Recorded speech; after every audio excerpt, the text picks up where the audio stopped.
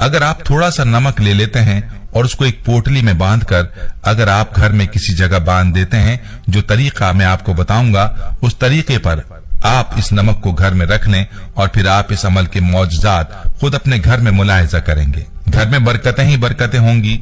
अगर आप मकरूज हैं तो कर्जदा हो जाएंगे, और अगर घर में तंगी है तो वो दूर हो जाएगी, और अगर आप फकीर हैं तो बादशाह बन जाएंगे। इसके अलावा भी इस अमल के बहुत से करिश्मात हैं जो आपको देखने को मिलेंगे। चलिए अब आपको इस अमल का तरीका तफसील के साथ बताता हूँ। याद रहे कि यह अमल नमक का अमल है और नमक हर घर में मौजूद होता ही है। इस अमल को आपने पाक हालत में बावुजू होकर करना है। आप किसी बर्तन में एक मुट्ठी के करीब या थोड़ा सा कम नमक ले लीजिए और उसे अपने सामने रख लीजिए।